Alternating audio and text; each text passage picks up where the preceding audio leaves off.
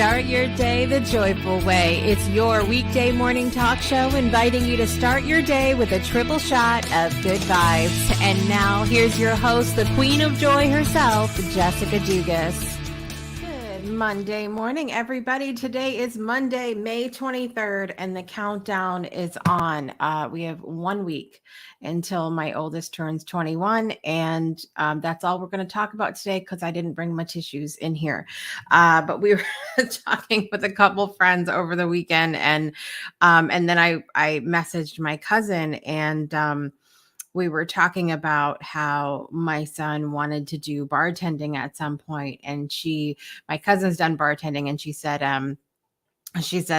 well, you know, they're not going to want to hire him until he's, 21, unless he's just doing bar back. And I'm like, do you realize he's going to be 21 in a week? And she said no.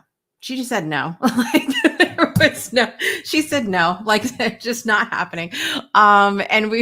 And she proceeded to put the emoji of a gerbil, because we have this memory of, we had gone to Olive Garden, I think, and this was like, I think my oldest was, he was real little, not a baby, but old enough to like eat food, but maybe like 3-ish. Maybe 2. I don't know. 3-ish probably. Yeah. Because it was before Sky was born. And, we had gone to Olive Garden, and, they have the unlimited breadsticks there, which, are life. And, so he like just took the breadstick and just devoured it in like this very squirrel chipmunky kind of moment. And we will never forget that. And so anytime we talk about how much older he's getting, we bring up that moment, which I'm sure he greatly appreciates. But we just had a moment of like, it hit her too. And so I'm like, I'm glad I'm not the only one. I'm glad I'm not the only one here. Really excited today because Shifra Malka is back on the show this morning, continuing her series about mattering. And we're going to talk about flipping the script today. I'm very excited about coming away with some actionable things that we can do today, maybe, and excited to get in more to that conversation about mattering. It's been so helpful to so many of you. And I know even when I met up with Judith, which I shared about last week, getting to see Judith in person, it was so much fun. And she was like, man, this month has been just incredible. So I know a lot of you guys have really been benefiting, and I appreciate your messages about that, of just saying, hey, this has been really good for me. And so let's see what else is going on this morning. Changes are underway. That's all I can say about that. There's a lot of changes happening, but one thing that I can share about changes that I'm very excited about, in case you missed the announcement on our social media yesterday, it has been a long time coming, but there was a group of friends, Bex, Teresa, and Rhonda, who back when I started the Breakthrough Show, right around the same time in 2018, probably the end of 2017, when we were all kind of thinking about doing something, they started a show called Spirit Sessions. And I have been on their show twice, and just super fun. Teresa has been a guest on the Breakthrough Show. You've seen Rhonda in the comments here on Project Joy. And so, I just respect their work so much. We we're kind of running in the same sort of spiritual circle, I guess, of personal and spiritual development. And so at any rate, long story short, we decided over the last weekend or the last week and a half or so, to partner together, and Spirit Sessions will actually be simulcast on the Breakthrough Show Network every Sunday. So really excited about that. We don't have anything typically on the weekends, and Spirit Sessions, they always have such amazing guests, definitely exploring all the things. It is not it is not a show for you if you are not spiritually kind of open-minded. It is not a show for you. I would say it is a show for, it's a show for most people, I would say, because even if, I think one of the things that's a challenge nowadays is that we think that just because we don't have the same belief that that means we can't engage in a conversation. And there couldn't be anything further from the truth. We should be able to do to do that. And it doesn't mean we always have to agree. Doesn't mean we always have to be on the same path. But I think they always have such an amazing perspective and incredible guests on the show. So really, really excited to be partnering with Spirit Sessions. Their show is at 11 a.m. Central, 12 p.m. Eastern every Sunday. So really, really excited about that. And that's Rhonda, Teresa, and Bex from top to bottom there. So thrilled about this partnership, and I cannot wait. Also, very exciting, Juju Divine Empress is starting her show on Thursdays this week. I can't believe it is here already. I know she's been teeth chattering behind the scenes, but I have assured her that she's going to be fine. She's going to be fine. It's going to be great. She has so much to offer. And, we had a little Juju moment on Friday. She is one of the most organized people I have worked with to date. It is really refreshing and really nice. And she has so much to share and just comes from a very raw and real perspective. And so I can't wait for you guys to see what she does. That's coming up on Thursday, but more on that a little bit later. I have been doing a lot of reminiscing. You guys know that I've shared 150 times. I'm a very nostalgic person. I love to think back on how things were, but we had a moment and I had to share it. I spoke to Juju over the weekend before we had our Soul Saturday morning coffee, which happens, by the way, every Saturday, 8 a.m. Central Time. If you are in our community. And I was talking to Juju about, I was going on Google Earth and I was showing my kids like all of the places I used to go when I was growing up and everything else. And I went to the skating rink on the map and it said permanently closed. And I said, excuse me? What? And so I just had this moment. So I went in to look up information and sure enough, it closed a couple of years ago. And it said something like, the roof leaks had gotten too bad to where they couldn't, it was just pointless, at that point. And I said, come on now. When we were little, we just put the bucket out. You just put the bucket out. You skate around it. Damn it, you skate around it. And but it was just this moment of I cannot believe one of my favorite places in the whole world is closed. But there's been a lot that has changed where I grew up. Both my elementary and middle school are torn down. And see, this is how my grandfather went to those schools. So, I mean, it's not shocking. But they're both torn down, new schools in their place. They're these fancy magnet schools now. And so really funny to look back at some of that. But some of the places are exactly the same, including my rock that I used to sit on. And sit by the water because that was my happy place. And then also the big rock, and I'm using my quotes, it was just known as the big rock. And it was a large rock across from the apartment that I lived in when I was really, really young. And that rock was everything from a pirate ship to a ice cream store to all of the things. And I tried to share with my son about this and everything. I think he was blown away by his mother's imagination. So at any rate, it was good times reminiscing over the weekend. Let me know what you guys did over the weekend as well. Speaking of Juju, she is in the comments this morning. Good morning, Juju. It is so good to see you. What brings me joy is knowing I'm not alone in this wonderful journey I'm embarking on. I have the best friends I could have ever asked for. I love that. It really is a beautiful moment when we realize hey, like I have been the conductor of my life here, and I have orchestrated a beautiful support circle. It's amazing to have that moment.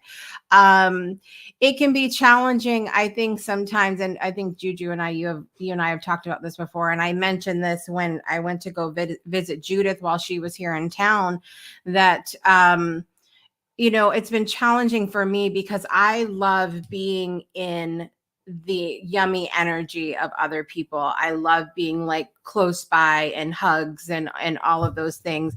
And so having worked online solely since 2015, that has been a little bit of a challenge. And but I have realized even more so, and I think that our Monday series may have helped to add a little fuel to this fire, that me and having that need and that desire and that wanting to be close to people, it matters.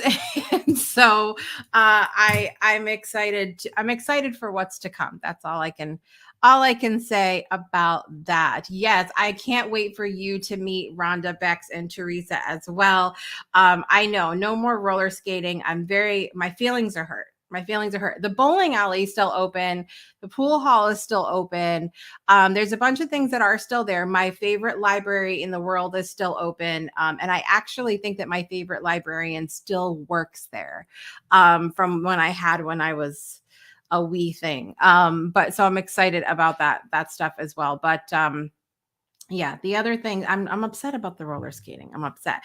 Listen, if you're just joining us live, hang on tight. Shifra's coming up next. And also don't forget to share in the comments what is bringing you joy today. And we will be right back after this with Shifra. Breakthroughs are about more than you might think. They're about discovering who you are, digging deep, reaching to the core of your soul. They're about healing yourself, understanding your beliefs, creating a ripple effect. And it's not just those initial moments that matter. It's about using them to bring more joy into our own lives and the lives of others. It's about having fun, letting loose, enjoying every moment life has to offer. It's about finding a safe space. It's about creating connection.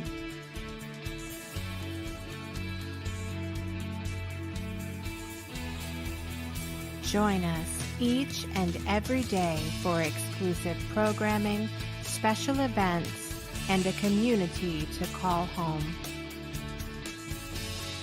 where we invite you to explore, change the way you look at and live your life, and go beyond the breakthrough. So we ask you, are you ready? We'll see you online at thebreakthroughshow.com.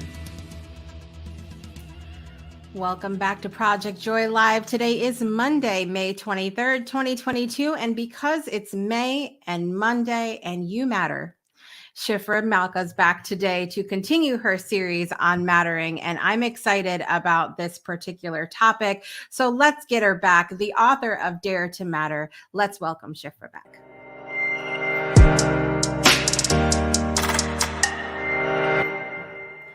Good morning, Shifra. Jessica, good morning. It's so good to see you again. It's Monday. The beginning of a fresh new week with fresh new possibilities. Yes, absolutely. I know I was talking about doing some reminiscing this weekend. Do you consider yourself to be a nostalgic person, or are you like, no, let's do today? I'm not nostalgic and I'm not sentimental. Yeah. But I do take time to think back through things and try to, what I call, connect the dots. So I do dwell on some things just as a way of understanding how to move forward.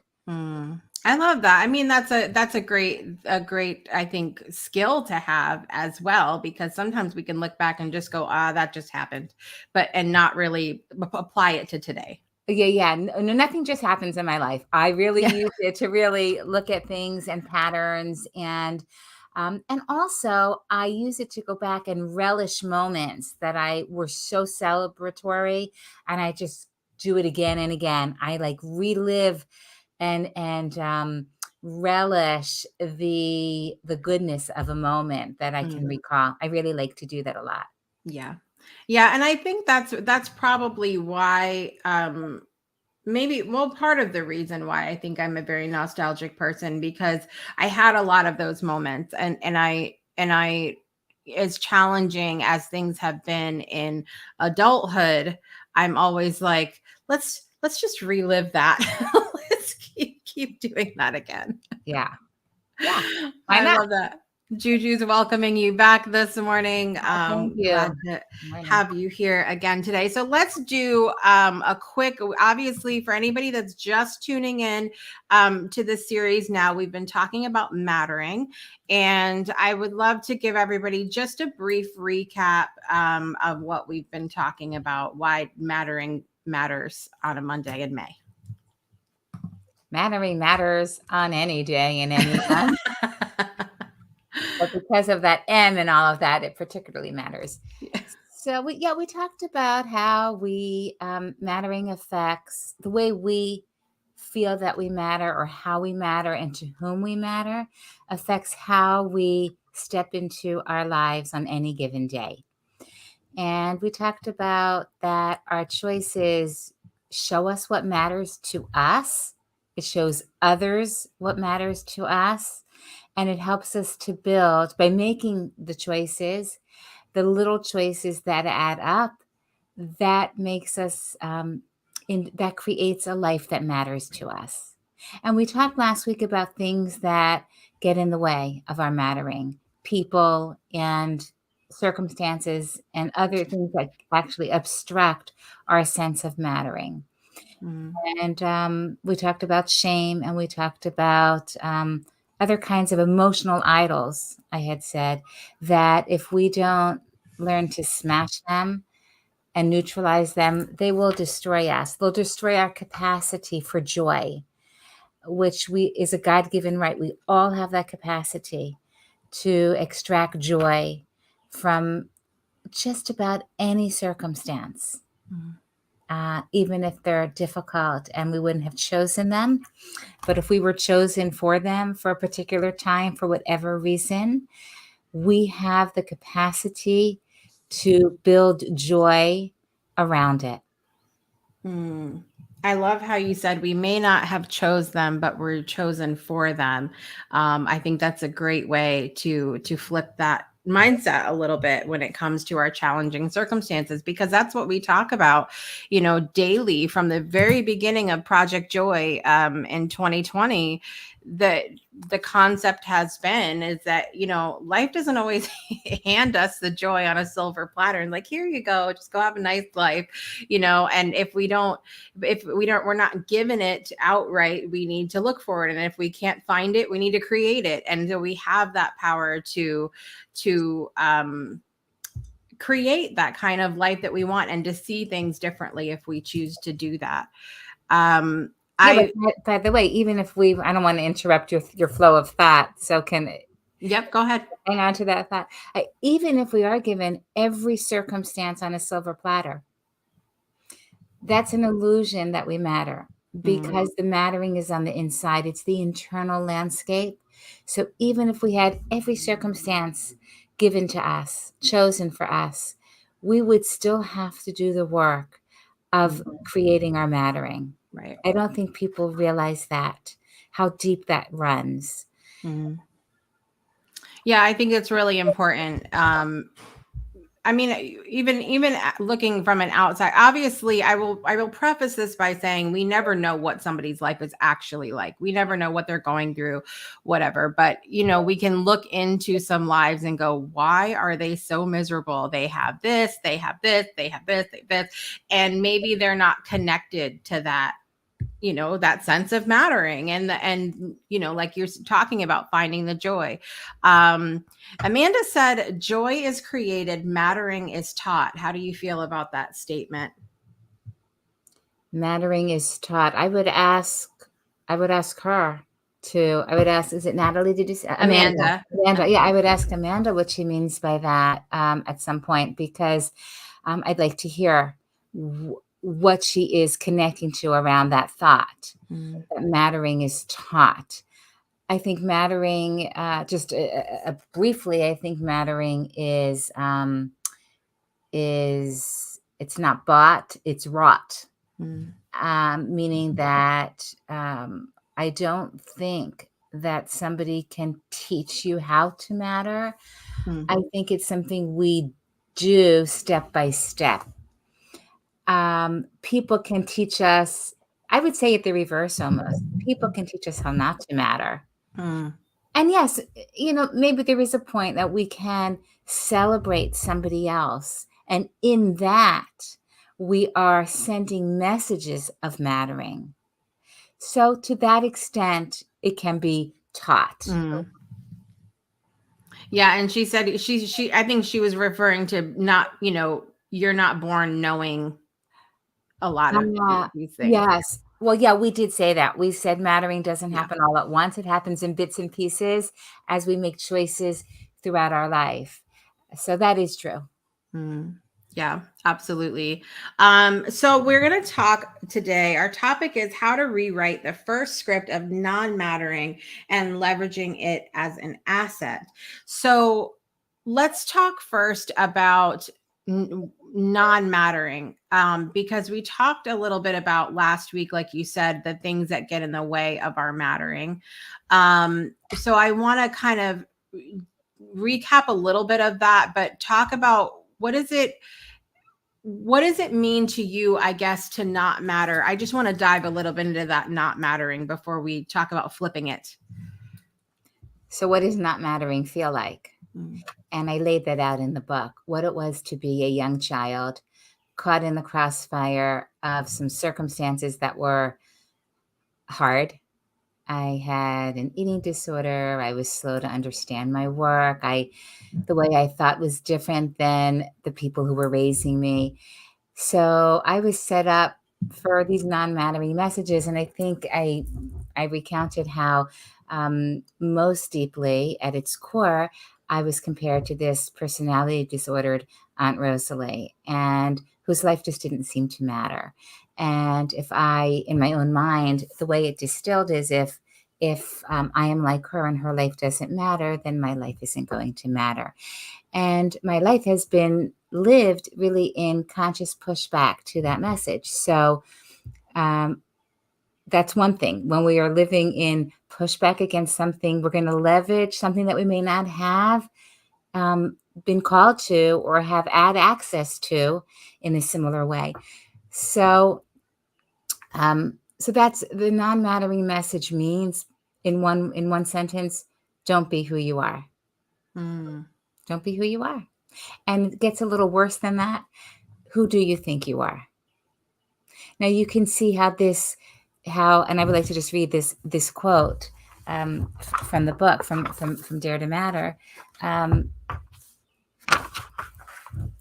Not being invited to be who you are creates an unwelcome divide in the spirit, obstructing a healthy path towards wholeness.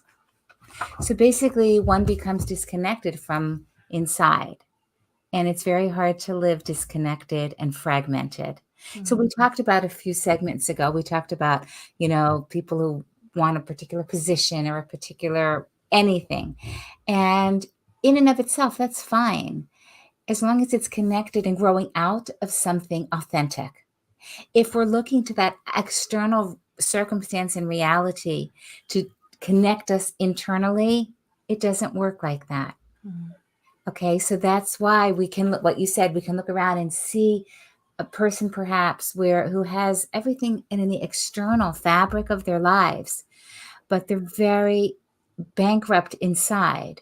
So the idea is to work from the inside out, that inner landscape, that we build and that we monitor and that we pay close attention to, that's from that we grow it all outwards. So then, yes, we go and look for a profession that's fulfilling, that matters to us, but it's maybe very subtle, but it's the entirety of our existence.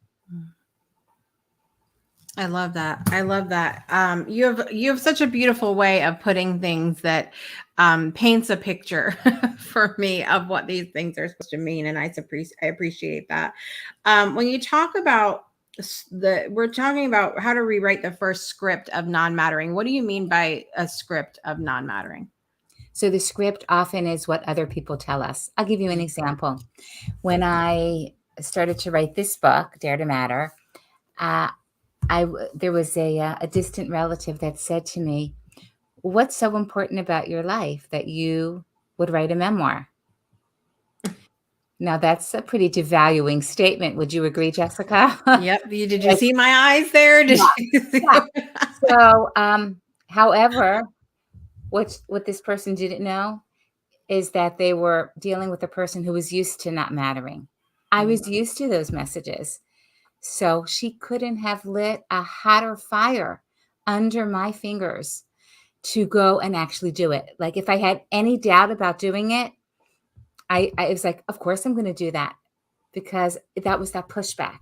So one of the advantages of being devalued, if you will, and of being told that you don't matter is just show up. No one's really watching or caring about you. So just show up and do your thing. And before you know it, it begins to change the script about what you will be doing and how you will be doing it. You get to say it, because just another little quote, following the script with misguided characters is asking for a lopsided performance. I wrote that in reference to a very particular situation that I was describing with some relatives and being on the inside of that relationship. But the fact is that somebody else doesn't get to tell you what your worth is or what your mattering is or where it should be. They might be very misguided themselves. So when a few misguided people get together, there's it's just very off target. It can be very off target. So we need to confront the shame that people will give to us and make us feel. And we talked about this last week, really putting the lie to it. And because if we don't, that shame violates our deepest sense of mattering. Do you think it's easier, because you and I have talked about the fact that we are both a little bit of a rebel? Don't tell us what to do, don't put us in a box kind of thing. Do you think it's easier for people to flip those scripts who are rebels like us, who are like, don't tell me what to do, so then they take it and are like, immediately kind of move with it? Or do you think, it could be just as easy for anybody? I think we all have to learn how to let the light in between the cracks, which is something we've spoken about. I think that people who have more of a contrary nature and independent of spirit, those are the people in a way who get the non-mattering messages in a way, because they provoke them not wittingly. But people aren't okay with letting people be independent, especially children. If you have an independent-minded child, even call them stubborn, if you don't know what you're looking at, you're just going to feel very defeated by that child. You're going to feel like, what will become of this child? And if you don't if we can't parent out of a higher vision, then we're going to destroy the child. We'll probably destroy ourselves in the process. And even if that child comes back and is able to rehabilitate, it will have been very unfair, because that child will have to undo many scars as part of its healing.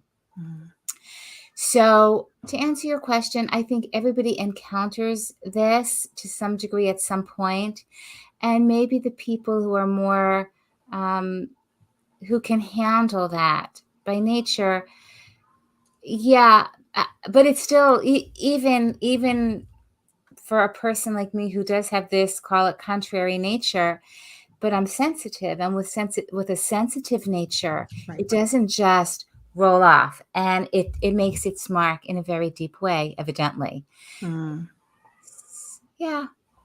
Well, let me ask you, how do you, when it leaves its mark, what do you have a certain, process to work through those things to, maybe try to dim the mark a little bit, erase the mark a little bit, or do you just give it time, or how do you sort of process those things?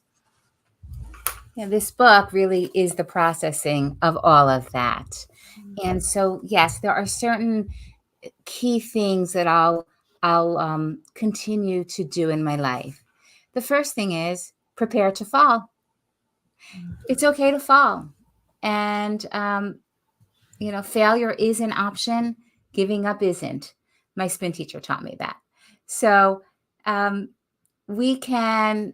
The first thing is it's okay to fall. It's okay to feel all that deep non-mattering. It will not break us.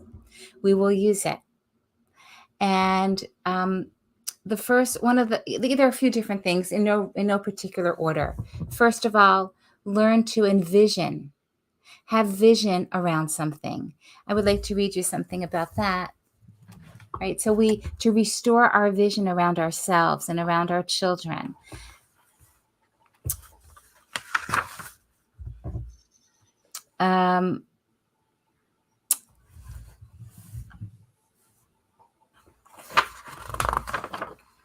The page is stuck together, so it takes a moment, of course. I'm sure that book is well loved. Yes, yes. You'll see it when you can envision it. Vision is a huge asset, which requires the currency of faith and the drive to live large. So one thing is faith. And fostering faith is a huge piece of work in and of itself, especially if we have been let down, if we have been failed, so that faith is not our first response. It is not our first language, right? There's a lot of distrust that we have to undo. And mostly, we talked about this, I think, last week or the week before. Mostly we undo it by beginning to trust ourselves. And how do we do that? How do we earn our own trust? By small actions, and by showing up to the small actions, action after action, that will build the trust in ourselves. And that begins to restore this sense of mattering. So that's one thing. That's one way to rewrite the script. First of all, know it. When you have a saner moment, when you're not drowning in the message, when you're not drowning in the despair and in the hopelessness, take some time to reflect, either with yourself or with somebody you trust, and go through it and sort it out. And this is part of that work that we are all called to do, to become whole. Because that's where the light is in the wholeness. And the wholeness is in the mattering, in the connection that we have with ourselves. Because if we're connected with ourselves, what happens? We're going to have space to connect with others. If we are fragmented inside, we won't have the space, the wherewithal, or the capacity to connect with others. Anne Marie's joining us this morning. Good morning, Anne Marie. It is good to see you here this morning. How does the level of which a person matters to us affect how much these scripts affect us? Does that make sense? It made sense, but can you just repeat it once more? How does the level at which a person matters to us affect how much these scripts affect us? You're talking about another person, how much another person matters to us? Mm-hmm. Okay, and so whose script? Our own script? So if you described a script as being what other people think, say, whatever about us. So if you said to me, Jessica, you don't matter, and my mom said to me, Jessica, you don't matter, it might affect me. I'm thinking it might affect me differently. So that's my question, is of how someone's mattering might in our lives might In other affect words, how that hits us. whose Yeah. script holds the most power? Mm, So ideally, it's our own script, yeah. right? But our own script, our own narrative is usually written by somebody else until Right. we get in there and rewrite it. So I'm looking at the comments, and I think Amanda said something interesting. Your parent is your first teacher. Mm. So that is very true. And so if we are taught, going back to, was it Amanda earlier who said about being taught something? Yep. In a way, you're right, because how else should we know what to think? We are indoctrinated either consciously and very subconsciously. We are led to believe certain messages. So Mm. a mother holds huge power. A parent holds incredible power over this messaging, which is why there's a chapter in my book really devoted to this, and how we hold the highest vision of our children, no matter what we see in front of us. Mm. That is not where we can parent from. We can't parent from what we see today. We have to hold that larger vision of who this child will be. And we look at that child, and we look at the strengths, and we look at the weaknesses and the setbacks and the difficulties, because it's in those difficulties that that child is probably going to emerge whole. It's going to be the strengths, but it's from those things that you find hard about that child, most likely is going to butterfly into the success of that child. Yeah. So as mothers, we have very hard work to do. And I'm not talking about the external piece of making the beds and making the food. That is hard enough. But there's something much more critical about what a mother does. Mm. And I think mothers power the world in that way. Mm. I would agree, and the reason I had asked this question is because I can think back to times in my childhood where I might have been doing something and I had tremendous support in that area of what I was doing, but not from certain people.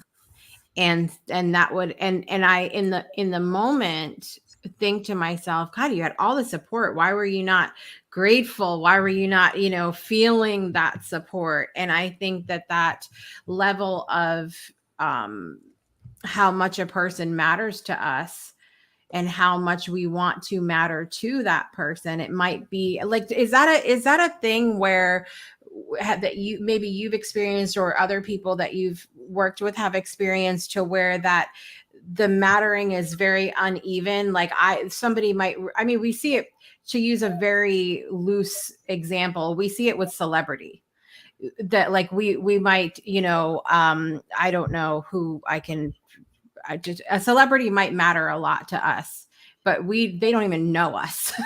We don't matter at all to that person. And so but as far as everyday life, do we see that, and how do we sort of navigate around that challenge, I guess? I think this is connected to something you were saying before. Mm-hmm. In other words, yes, it is true that certain people wield more power over us than others. Mm-hmm. And what they say, we give more stock to and more credence to.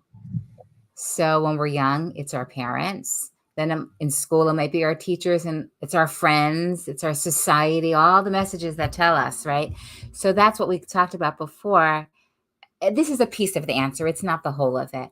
But if you talk about celebrity and the idol worship that we have, Mm-hmm. the gravity that it exerts on us, the power that it demands, like it's a very demanding power.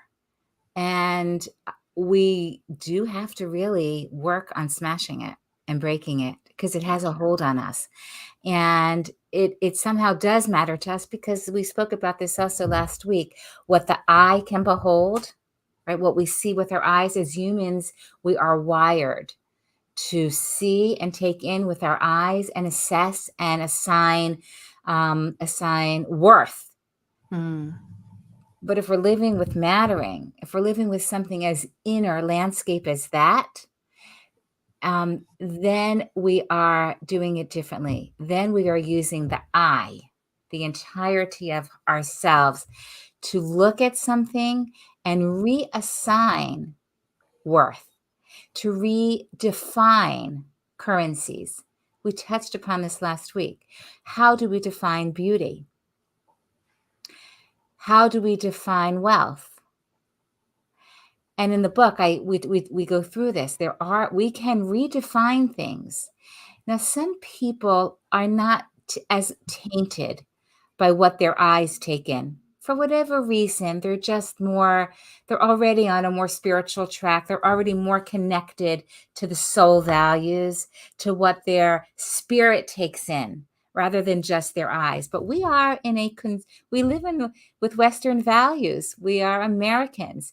We are we are fed by a total consumer, consumer driven market that fuels itself on jealousy. It fuels itself on competition. It fuels itself on making sure you know that you're lacking. And therefore it either picks up on a slight lack, or it actually creates the lack.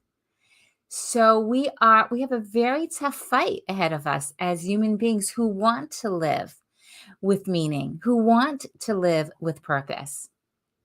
In a way, it's like going up on a down escalator, right? We're pushing against some very natural tide.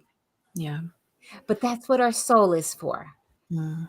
Call it a spirit. We all know we're not just the entirety of ourselves as a human being is not our bodies. It is not what we can see with our eyes. That is a fraction. So when we set ourselves on a path towards wholeness, we are purposefully embracing spirit, which is something that cannot be seen, but it's very visible and it can be experienced. And we know when we're in the presence of somebody who's living a more soulful life. We sense it. All of a sudden we can, our own vision becomes lifted above just what's in front of us. How liberating is that? How fulfilling is that? How mattering is that? So these are the concepts. These are not simple concepts. These are not the concepts that we get in our car and drive to the supermarket. And we live on a mundane plane. But mattering is about letting the mundaneness really matter. That's where a lot of it is, right in the mundaneness of our lives. In between the peaks and in between the great celebratory moments from which we draw great mattering and great nurturing and great fulfillment. But in between those pieces is really where our mattering is. I love that. And it's interesting because I had Ted Yoder. He is a widely known hammered dulcimer player, which a lot of people remember him just because the instrument is so otherworldly. And he had a whole moment where he played, and Anne-Marie, I'm going to get to your comment in just a minute because I want to address that as well. So he played the song "Everybody Wants to Rule the World" by Tears for Fears. He came up with a version of that song and played it. It went viral. Tears for Fears saw it. They came to his house. They played a version of it in his orchard with him and his family and their raccoon. Yes, they had a pet raccoon at the time. And was this whole thing. And from that came all of these opportunities. Like they had this peak moment of when that happened, and then all of these opportunities, and they're kind of residing on this mountaintop. And then everything has started to come back down. Now it has never gone back to the hype of it all has never gone back down to where it was prior to this incident, but it's definitely come back down. And I asked him on the show, how did you handle that? How did you deal with that? Because I imagine that it's challenging for people that have these viral moments, these mountaintop moments, as we called it on the show. And then now what do I do? Now it's like, do I still matter? Does it still mean anything? And so we had a great conversation about that. And I think that that was one of the things he said, is that, I remember that as being a wonderful moment in time, but everything I'm doing now is just as important. Everything, it may not be this classified moment that the other thing was, but everything's still important to me. And I think that comes from a very deep mattering within Ted, of knowing that what he's doing is important in the world. That's such an important point that you've just explained. And I think that we all, to be human is to want to stand in the limelight, but not get burned. So if you're in the light, we want to be, and everybody has their own light, and to stand in your light is to make the world more whole. Because if your light is not shining bright, this world is not whole. There's a space that's dark.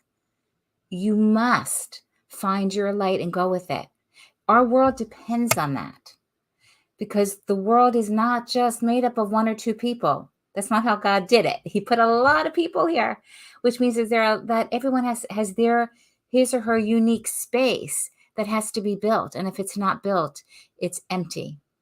And even if it may not register for the world at large that somebody's space is empty, somewhere, right, in the colossal scheme of things, there's a piece that is missing, that God put you here to do. And by the way, God is not an equal opportunity employer. He does not give the same. Yeah, let me explain to you. He does, and this is painful. He does not give the same opportunities to everybody. We can look around and see that, right? We don't always get our choice. As we said before, we are chosen for things. We're all chosen for things, and given the tools for that. Now, what God is equal about is that in the opportunities he gives everybody can become whole and can matter. That he's perfectly equal across the board. In his eyes, there's no one mission that's more important than another. It may be more prominent on a human scale. That is true. And there is a good feeling about that sometimes, if somebody's prepared to realize, to be humbled by it. Somebody who thinks that they're given something of prominence and they are therefore to be served, they are very mistaken, and they will fall precipitously. But if somebody realizes that if an opportunity has been given, that is just one more piece of being humbled and being called to serve. They are very different ways of showing up into the world, and very different ways of mattering. Yeah. I think it ties in beautifully to what the conversation that's been happening in the chat. Anne Marie said, unfortunately, some mothers are not very supportive. When you were talking about the important role that a mother plays in the conversation of mattering. And Amanda said, I agree. Mine passed away and my grandmother wasn't taught anything good, but someone took a moment like my aunt to teach me that I matter. And then Anne Marie continued that she understands that her mother wasn't supportive at all.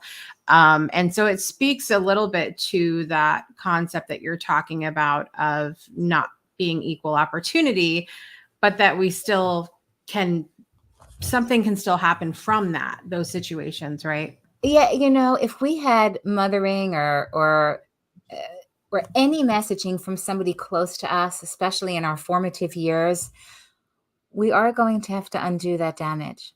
We are walking around with a very deep wound. I mean, I think we have to realize that, and we have to undo it, which is why when I became a mother, I was terrified. My prayer was, please, God, don't let me destroy my children. I was so frightened, right? And yet, as I was undoing things for myself, part of the healing, I think it could be said, was hearing myself and the messaging I was giving my children. Because every time, this in a way was the highest form of therapy or healing. Every time I had the opportunity to say to one of my children, you don't matter. However, a mother says that. There are a million ways to say you don't matter, right? It could be rolling your eyes or not giving them a moment, right? Because not giving them a moment. They bring home something and you're like, oh, that's really nice. But they know that you're not, that you really don't think, right? They know. So when we summon up the messages to them that we would have wished we could have heard, that would have built us, there is a magic in that, because at the same time, what are we doing? We're giving ourselves that message. That undone part in ourselves is also receiving that message. It may be secondhand, and the child who's getting, your child is benefiting, immensely from the get-go in a way that we didn't. They can be undone though. And we work, as we said, we use it as fuel. It becomes an asset, because now if we embrace the process, we are that much more sensitive. We are that much more compassionate.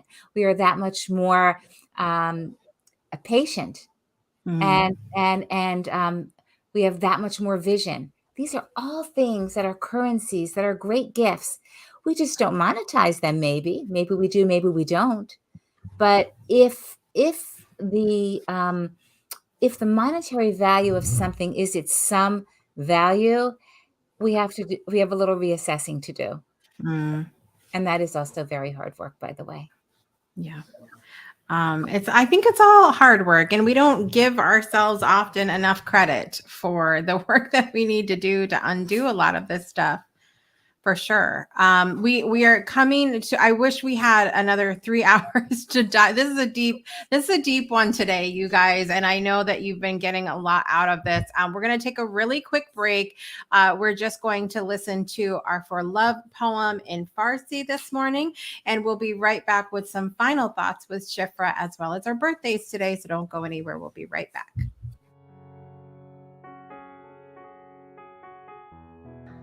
من بر سر عشق خواهم ماند، حتی با یک روح شکسته، حتی با دلی سرشار از اندوه. من بر سر عشق خواهم ماند، برای جهانی مجروح، خسته و زخمی.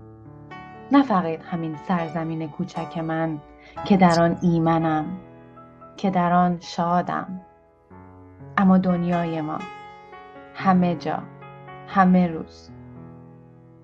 من بر سرش خواهم ماند، چرا که ما به نور بیشتری احتیاج داریم، نه خاموش سازی و نه مرگ بیشتر، نه سلطه بیشتر و نه بمب بیشتر.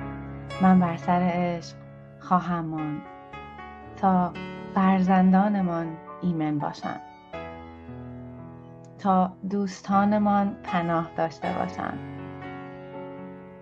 تا مرزهایمان باز بمانند، حتی با روحی شکسته، حتی با دلی سرشار از اندوه.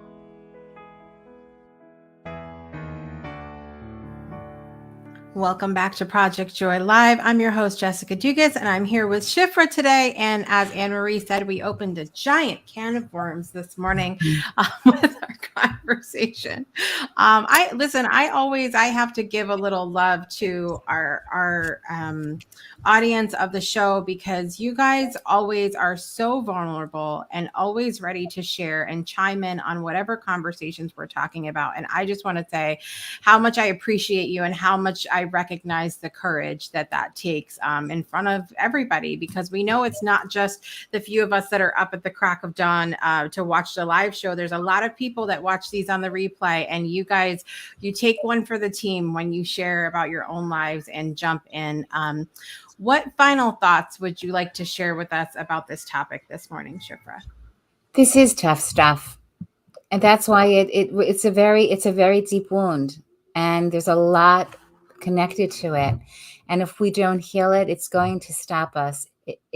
Because it's literally it's a dagger. and it cuts. It's very sharp, which is why I wrote the book. It was, I wrote to the pain, to the heart of the pain. And the good news is that we do have the capacity to move past it. And the blessing and the gift of doing the work is that we grow. Now, what does that look like? It means that our capacity um, to uh, to matter, our capacity to build our lives and make the choices that matter to us keeps growing and growing. And when we increase capacity, which, by the way, how do you know that that you're increasing capacity? Because you watch yourself, and all of a sudden we're in a place where it used to hurt. There's now joy.